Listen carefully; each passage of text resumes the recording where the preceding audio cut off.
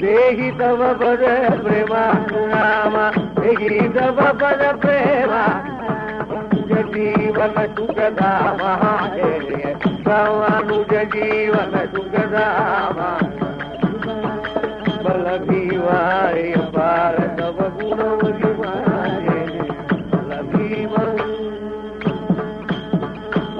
गुरुदेव ब्रह्म सद्गुरु गुरुदेव पुरंग सद्गुरु गुरुदेव महादेव सद्गुरु गुरुदेव आचार्य सद्गुरु गुरुदेव आचार्य सद्गुरु गुरुदेव आचार्य सद्गुरु गुरुदेव रामदेव सद्गुरु गुरुदेव तुकाराम सद्गुरु गुरुदेव तुलसीदास सद्गुरु गुरुदेव तुलसीदास सद्गुरु गुरुदेव त्यागराज सद्गुरु गुरुदेव आंजनेय जय जानकी कांत स्मरणं नमः पार्वती पतये जय सद्गुरु स्वामी अंजने स्वामी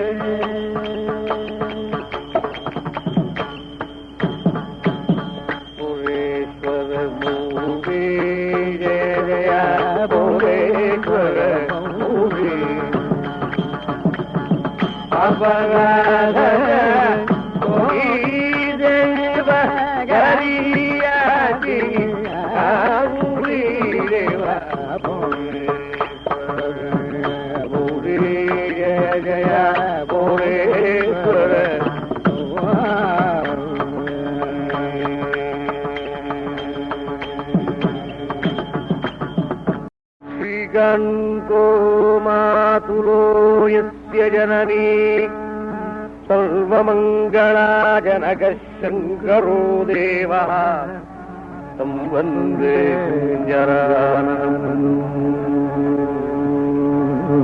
जयति वरगदाभं यद्वरं वस्तु सत्यम् निखिलनियममृग्यं रामनाम्ना प्रसीदतु भवजलधिनिमग्रप्राणिनौगायमानम् भवतु मम गतिः तत्बालकेश्चापि वेद्यम्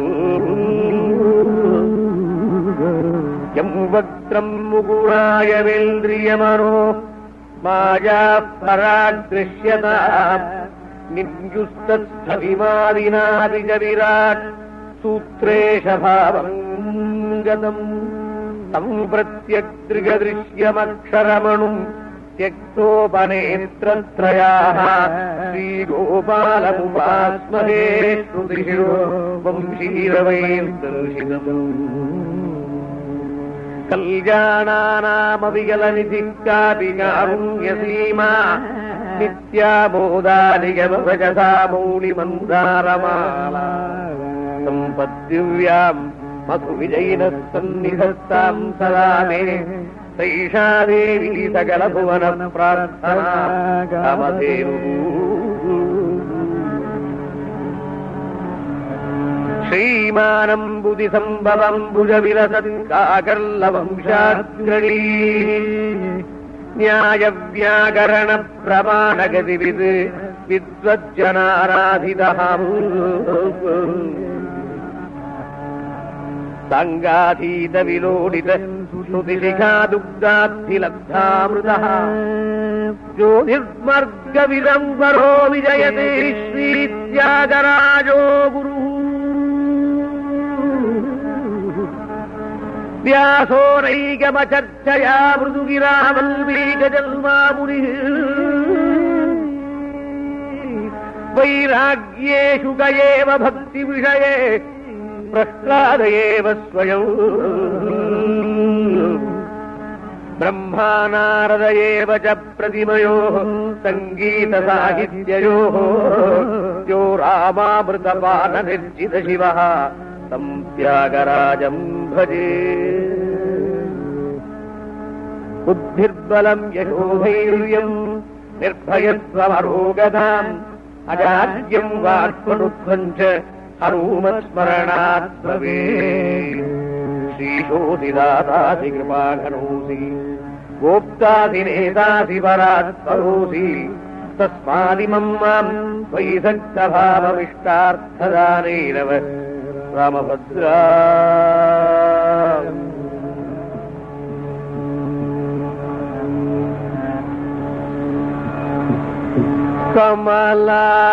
कमलालयेश विमलाश ये कमलालयेश विमलाश ये कमलालयेश विमलाश ये स्वमलाभिभू लगा गौवलयेश विमलाश ये स्वमलाभिभू लगा निज पाद गोमरुज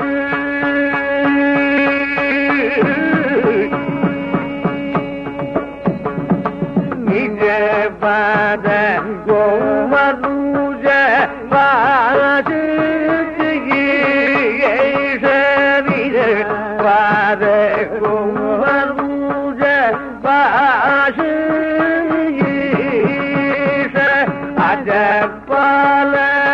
अजपालयेश गजपालयेश ममादरं अजपालयेश ममादरं गौवलयेश विमलाश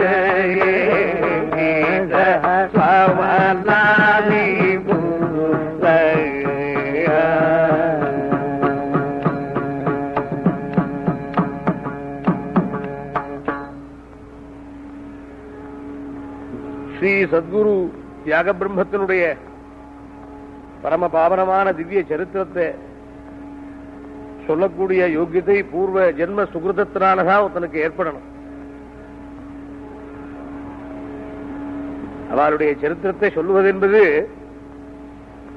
சுவானுபவ வேத்தியமாயிருக்கிற ராமாபக்தியிலே ஆனந்தத்தினாலே திளைச்சிருக்கிற புத்தியோடு கூடினவாளுக்குத்தான் அவளுடைய சரித்திர சாரம் புலப்படும்.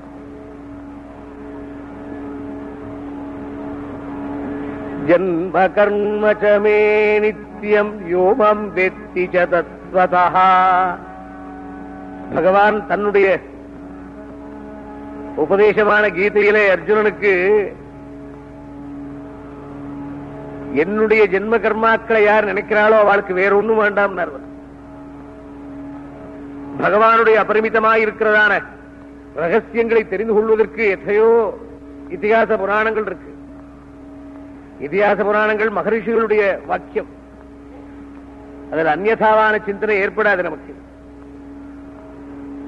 இதிகாச புராணங்களாலே நிதர்சனமான பகவத் ஸ்வரூபத்தை தெரிஞ்சு கொள்வதற்கு வேண்டியதான உபாயத்தை மகான்கள் காட்டினார்கள். நம்முடைய காலத்திலே 200 வருஷங்களுக்கு முன்னே அவதாரம் பண்ணியிருக்க முடியாத ஒரு மகாத்மாவனுடைய திவ்ய சரித்திரம் நமக்கு அவ்வளவு சுலபமாக தெரிஞ்சு கொள்ளக்கூடியதா இருந்தாலும் தெரிஞ்சு கொள்ள முடியாததாகவே இருக்கு.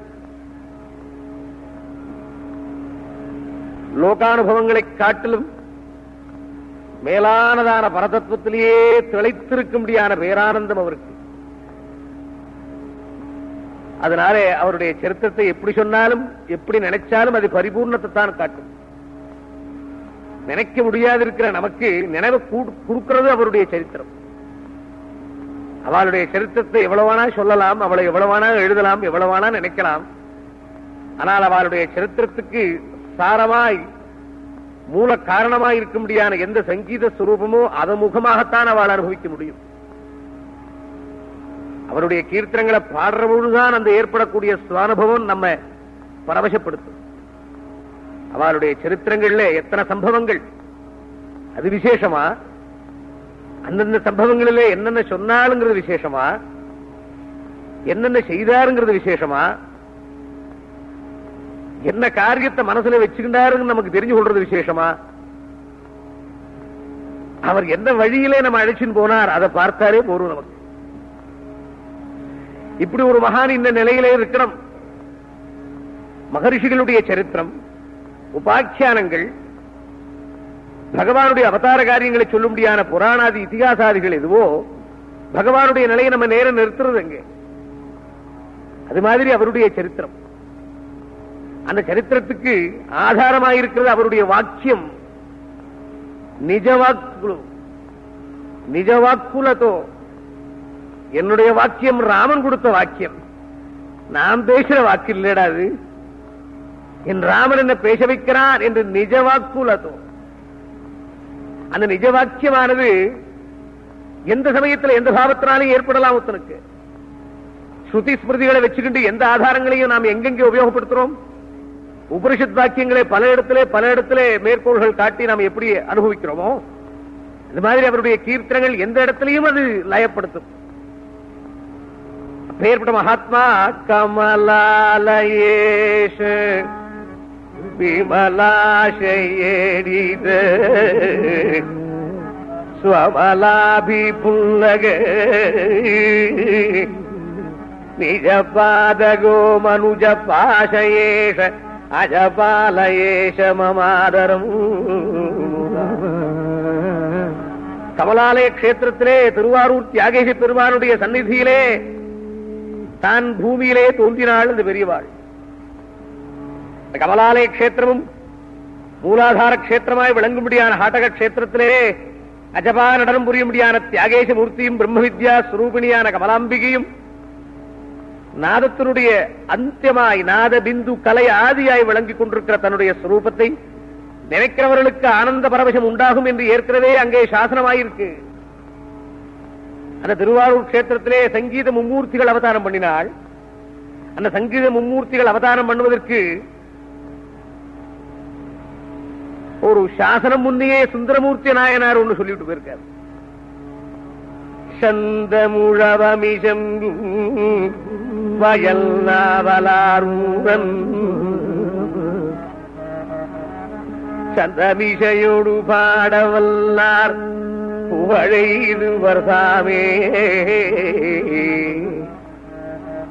என் தியாகராஜனை பற்றி நினைக்கக்கூடிய யார் உண்டோ, இந்த கஷேத்திரத்திலே தோன்றினவர்கள் உண்டோ, திருவாரூரில் பிறந்தவர்களுக்கெல்லாம் முக்தி கொடுக்கக்கூடியதான என் தோழன் தியாகராஜமூர்த்தியினுடைய அனுகிரகத்தை பெற்று இந்த இடத்திலே ஸ்தலத்திலே தோன்றினவர்களுக்கெல்லாரும் சந்தவிஷையொடு வல்லார் புகழைது வருசாமே. அவர்கள் அடைந்த புகழ் எது? லோக விக்கியாதம் அல்ல, பரலோக ஆத்ம சாட்சா்காரமான புகழத்தான் சொன்னார்கள். இந்த சுந்தரமூர்த்தி எந்த யோகத்தினாலே பகவானை நான் நெருங்கி பழகினேனோ, எந்த பகவானால் தான் தடுத்தாட்கொள்ளப்பட்டேனோ, எவன் என்னை திருப்பினானோ, என்னை கடாட்சிச்சானோ, அந்த பரம்பொருடைய நினைவானது அவளுக்கு உண்டாவது எதுவோ அது புகழ். அஜப்பாலயேஷ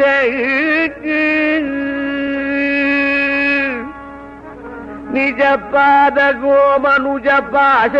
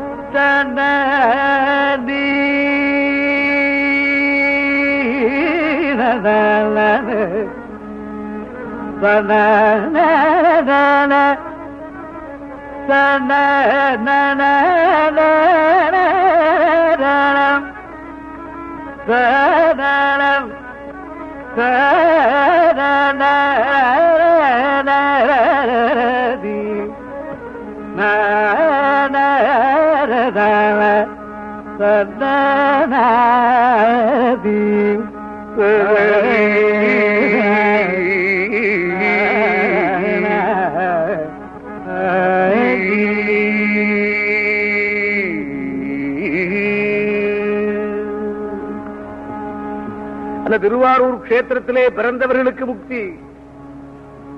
பூ பிறந்து இருக்கா அவளுக்கெல்லாம் முக்தின்னா முக்திதான் வேற விதமா, லயமில்லாது ஏது. ஆனால் இங்கே முக்திங்கிறது ஜீவன் முக்தி. இருந்த காலத்திலேயே பகவானை தெரிஞ்சு கொண்டு அங்கே ஆனந்தமயமாய் லோக காரியங்களிலிருந்து தன்னை பிரிச்சுக்கிட்டார். அங்கே ஸ்ரீமத் காக்கர்ல வம்சாயாதி ஸ்ரீமத் காக்கர்ல வம்சாயாதி சந்திராயபல தேஜசி ஸ்ரீமத் காக்கர்ல வம்சாயாதி சந்திராயபல தேஜசி பூராய புண்ணிய ஸ்ரீராய பூராய புண்ணிய ஸ்ரீராய ஜாகராஜாய நமோ சுதே ஜாகராஜாய நமோ சுதே ராம பிரம்ம புத்ராய ராம நாம சுகாமனே ராமச்சந்திர ஸ்வரூபாய ராமச்சந்திர ஸ்வரூபாய ஜாகராஜாய நமோ சுதே காகர்ல வம்சாதி.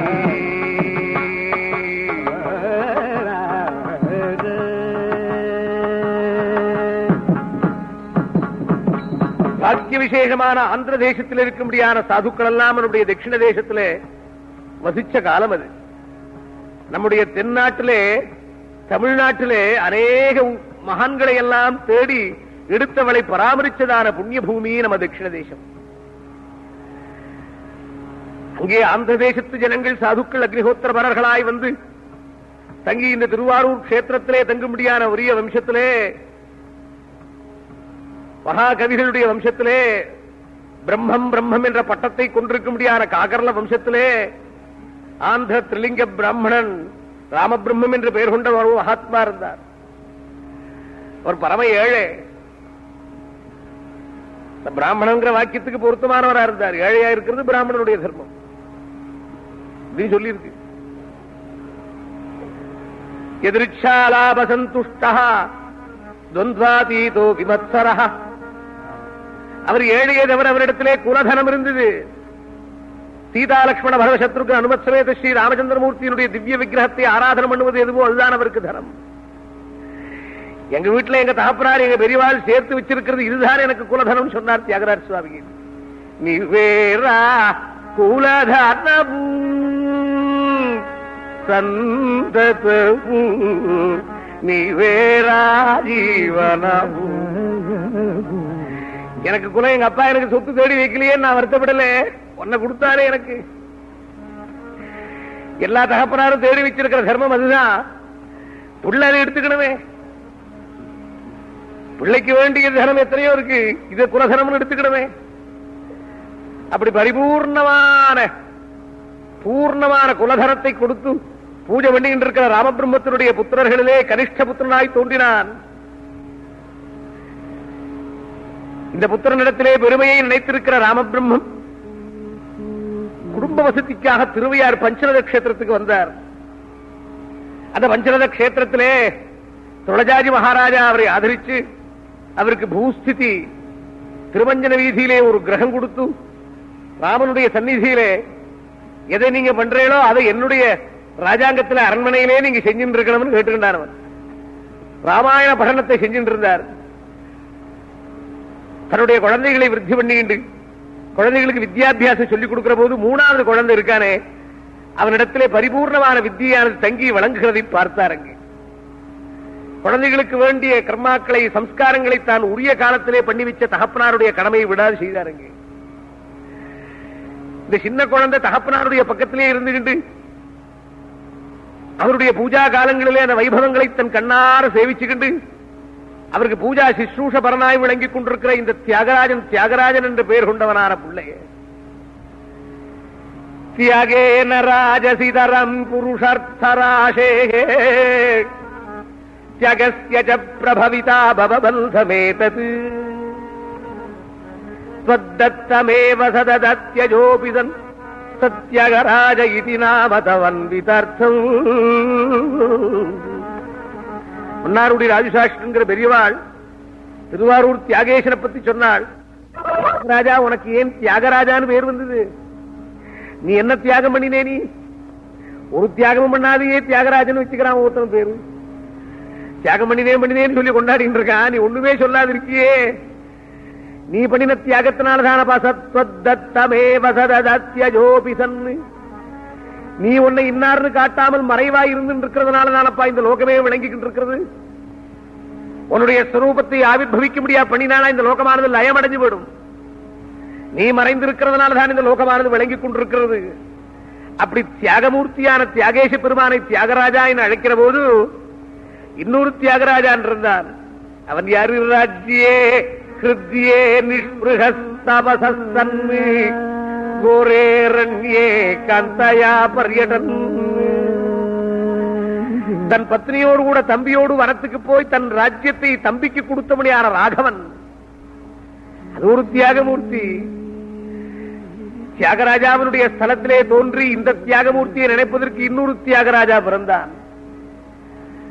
அந்த தியாகராஜாங்கிறது தியாகே நைகே அமிர்தத்வமானசு. அது எல்லாரும் சொல்ற வாக்கியம், எல்லா சன்னியாசிகளுக்கு சொல்ற வாக்கியம். ஆனால் இந்த ஒருவனுக்கே அது பொருத்தமான வாக்கியம். தான் எப்படி இருந்தோங்கிறத பத்தி நினைவில்லை.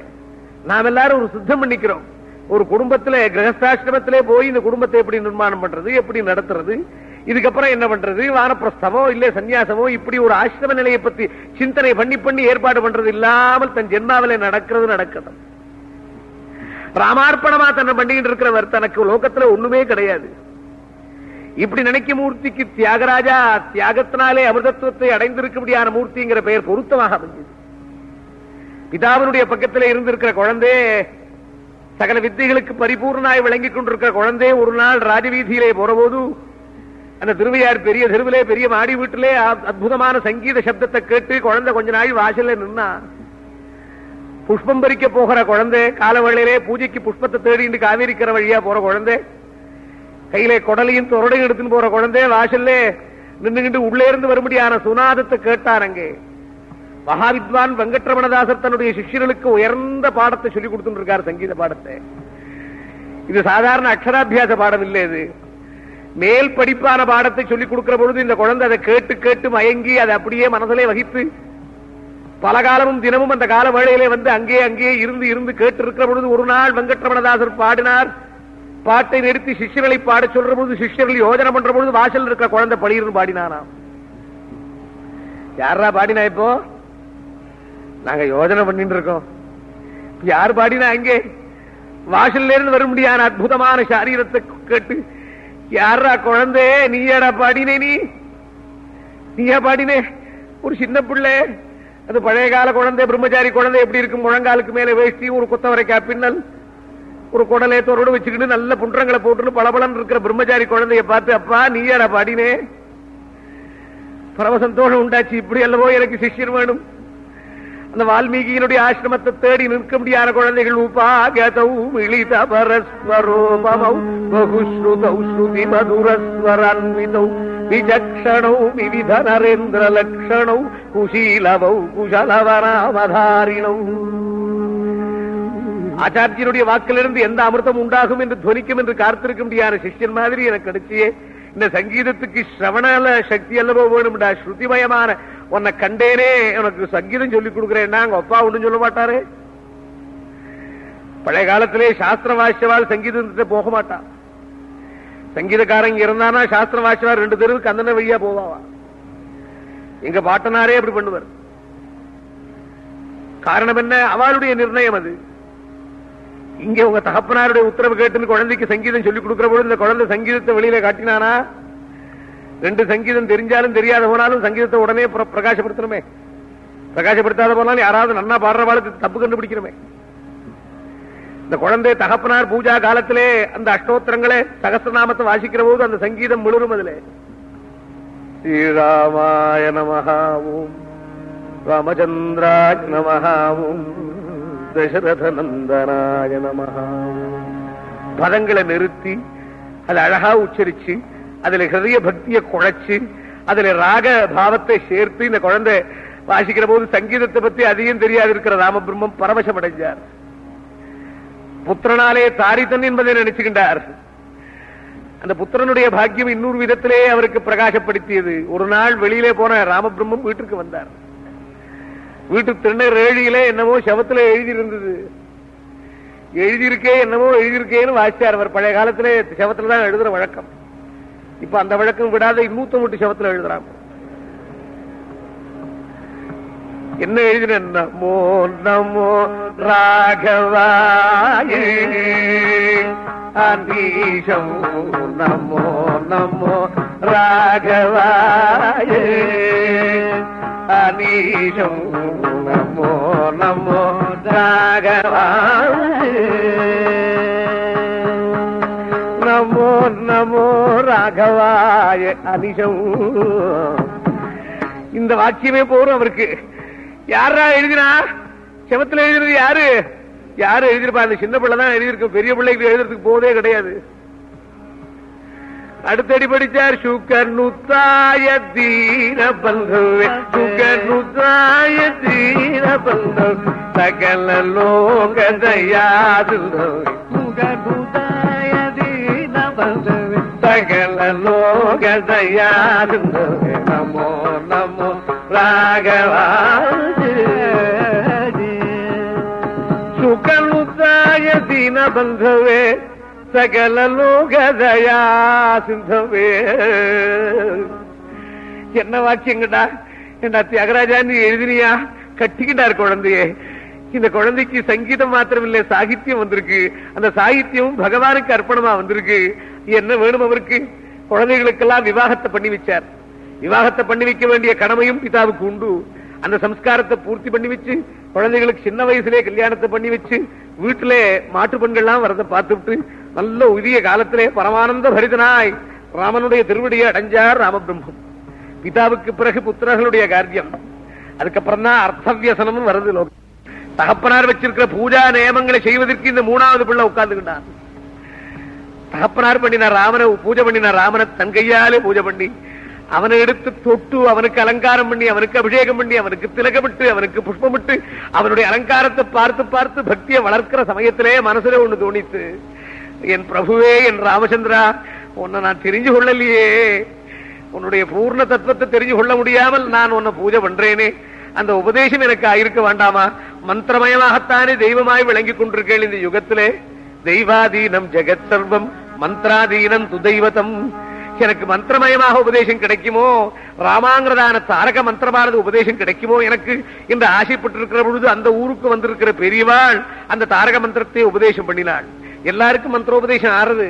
மந்திரோபதேசம் ஆகாதவா எத்தனை பேர்? ஆனால் மந்திரோபதேசம் ஆன தட்சணமே அது நம்ம இடத்திலிருந்து புறப்படுறது. அப்படி இல்லாமல் தன்னிடத்திலே தேக்கி அதை 96 கோடி ஆவர்த்தி சொன்னால் அந்த மந்திர சித்தி என்பதை தெரிஞ்சுகிண்டு ஆசையோடு அனுராகத்தோடு கூட தன் பத்னி சமேதனாய் எப்பொழுது பார்த்தாலும் ராத்திரி பகல் அனவரதமும் அதே ஜபமாய் உட்கார்ந்துகிண்டு அந்த தாரக நாமத்தை சொல்லி சொல்லி சொல்லி புலகாங்கிதனாகி கண்ணீர் மல்கி அந்த ஹிருதய பொருவாய் எந்த ராமனை நான் பார்த்து பூஜை பண்றேனோ அந்த ராகவன் என் வாக்கிலே, அந்த ராகவன் என்னுடைய நினைவிலே என்று சொல்லி தன்னுடைய பூஜா சந்நிதியிலே இன்னும் சில சமயத்திலே இலலோ பிரணதார்த்திகருடனூசு இலலோ பிரணதார்த்திகருடனூசு பேரேவரி கருடனூசூரி இலலோ தலதிகரகி ஜிரகாமுபரமுன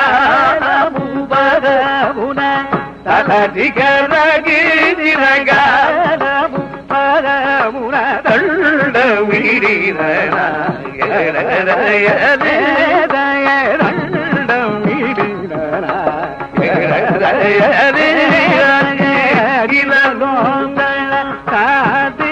பிரணதார்த்திகரன் தர்ம சம்பர்த்தினி சமேதனான பிரணதார்த்திகரனுடைய சந்நிதியிலே, அந்த சிவனுடைய சந்நிதியிலே ராமநாமத்தை சொல்றது விசேஷம் இல்லையா? அந்த பரமேஸ்வரனை காசி கஷேத்திரத்திலே ராமநாமத்தை சொன்னவனாச்சே, அவருக்கு ஆனந்தத்தை கொடுக்கும்படியாகவே இந்த இடத்துல உட்கார்ந்து அந்த ராமநாமத்தை சொல்லி சொல்லி சொல்லி 1 கோடி ஆவர்த்தி முடிச்சுக்கிட்டார். அந்த கோட்டி ஜபம் பண்ணின ஆனந்தம் அவருக்கு. கரணே அபியுதயம். அந்த ஜபம் பண்ணின பூர்த்தினாலே அதை ராமார்ப்பணம் பண்ணிவிட்டு இன்னைக்கு ராமா 1 கோடி ஜபம் பண்ண முடியா எனக்கு கொடுத்து வச்சேன்டானா, என்ன அப்படி ஆளாக்கினியே, இது புண்ணிய தினம் எனக்கு, இது சுப தினம் எனக்கு என்று கொண்டாடி கொண்டிருக்கிற அந்த தினத்திலே மத்தியான காலத்திலே அன்னைக்கு வீட்டு வாச கதவை யாரோ தட்டினாள். யாரோ பெரியவா வந்திருக்கா. இந்த புண்ணிய ஜப பூர்த்தியான தினத்திலே, இந்த சுதினத்திலே எனக்கு அதிதி கிடைச்சிருக்காள் என்ற சந்தோஷத்தோடு கூடவே வாசல் கதவை திறக்க ஆச்சரியமான திவ்ய ஸ்வரூபமான எதிரே நிற்கிறது. அந்த திருவையாற்று திருவஞ்சன வீதியிலே யாரும் நினைக்க முடியாது இருக்கிற ஸ்வரூபம் நிற்கிறது. அங்கே பகவான் விஸ்வாமித்ர மகர்ஷியோடு கூடவே கோதண்டபாணியாய் லட்சுமண சமேதனாய் யாக சம்ரட்சணார்த்தம் போகிற திருக்கோலத்திலே வாசலே நிற்கிறான். யக்ஷி யஜ்ஞ விகாத சாபதனுஷம் த்வத் பிரம்மச்சர்யஸ்ய க்ஷத்ரத்வில்பததவகாசுரதயோः பால்யே நிகந்துஸ்தம. அந்த பரம்பொருளுடைய திவ்ய ஸ்வரூபத்தை பார்த்து பேச்சு இழந்து நினைவிழந்து தன்னையே மறந்து ஓடினான். அந்த திவ்ய ஜோதியினிடத்திலே ஓடினான். எனக்கு கிடைச்சதே அத ஜெய ஜெய மகாவீர தீர தௌரேயா தேவாசுர சமய சமுதித நிகழ நிர்ஜர நிர்தாரித நிரவதிக மகாத்மியா திவிஷததிபதி சகச்சரண தசரத ஜர மரண விமோசன கோசல சுதா குமார பாவா கஞ்சுகித காரணாகார கௌமார கேளி கோபாயுதா கௌஷிகத்வராரணத்வரா துர்ய பவ்ய திவ்யாஸ்திரவல்தித சாகேத ஜனபத ஜனதனிக நித்ய நிஸ்ஸீம வைபவா பவதபனதாபித பத்ரா ஸ்ரீராமபத்ரா ஏஹி தயேஹி. தன்னை மறந்து ஓடி அந்த திவ்ய ஸ்வரூப ஜோதியினிடத்திலே போறபோது அந்த பகவான் தியாகராஜா ஓடி வரியா என்கிட்ட, இந்த கொஞ்ச காலம் இருக்கணும்டா, நீ இப்ப வரப்படாதுடா, நீ என்ன நினைச்சாரோ அந்த பரமாத்மா நில்லு நில்லுன்னு சொல்ற மாதிரி தன்னுடைய ஸ்வரூபத்தை மறைச்சுக்கிட்டான்.